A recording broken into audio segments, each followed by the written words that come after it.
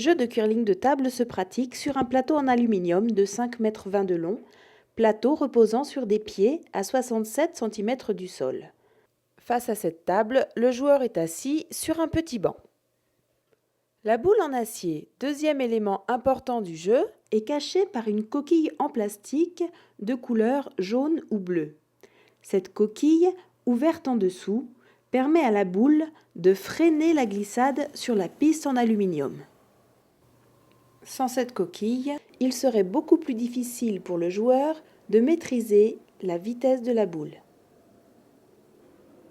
Enfin, cette piste en aluminium étant très légèrement incurvée, elle permettra au joueur de donner à sa boule une trajectoire précise afin de se placer sur le jeu.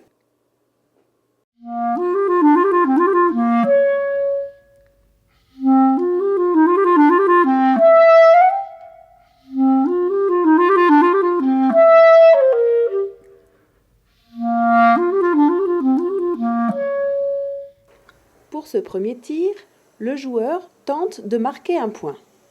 Il s'agit de mettre la boule dans la cible. La boule est un peu trop courte, le joueur ne marque pas le point.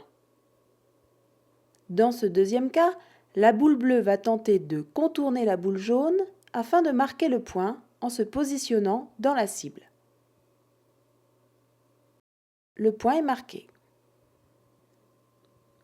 Un joueur peut également choisir de tirer la boule adverse afin de prendre sa place dans la cible.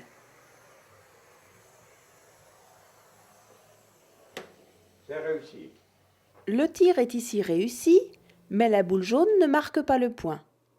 C'est toujours la boule bleue qui tient, car elle est la plus proche du centre de la cible. Le joueur choisit ici de contourner les boules jaunes afin de pousser la bleue.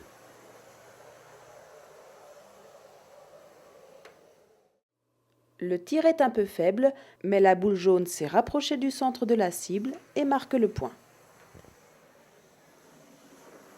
Dans ce nouveau tir, c'est le joueur bleu qui doit tenter de reprendre le point. Il doit donc dégager la boule jaune et rester près du centre de la cible. Voilà qui est fait. Les bleus marquent finalement 2 points, car ce sont 2 boules bleues qui sont les plus proches du centre, dans la cible.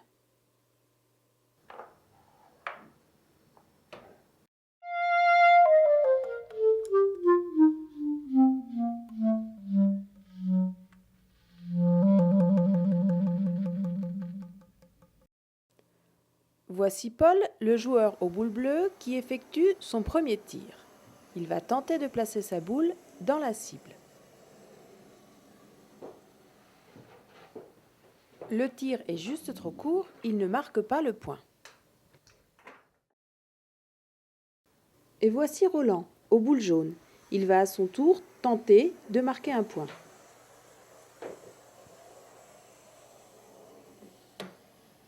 La boule jaune de Roland ne marque pas le point, mais elle a poussé celle de Paul à l'intérieur de la cible, et c'est donc la boule bleue de Paul qui marque le point. Dans un match à 2 joueurs, on joue chacun son tour. C'est donc à Paul d'effectuer son deuxième tir.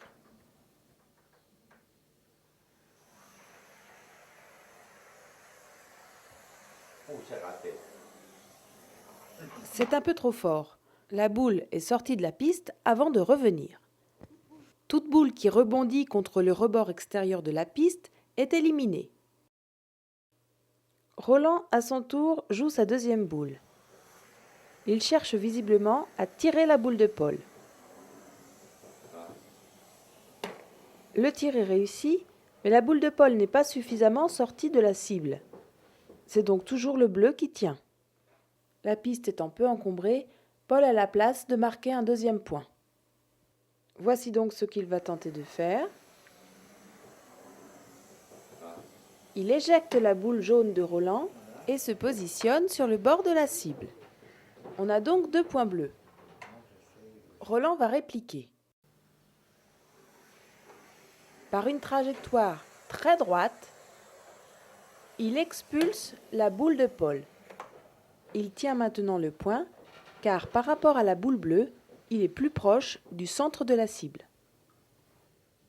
Paul doit maintenant jouer sa dernière boule et d'un geste sûr, il envoie sa boule cogner celle de Roland. Et il marque encore un point.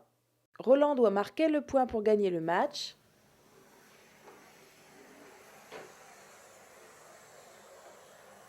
Il va percuter la boule de Paul, mais pas suffisamment. La boule de Paul reste dans la cible. Pour finir, on a donc 2 points bleus et c'est Paul qui gagne le match.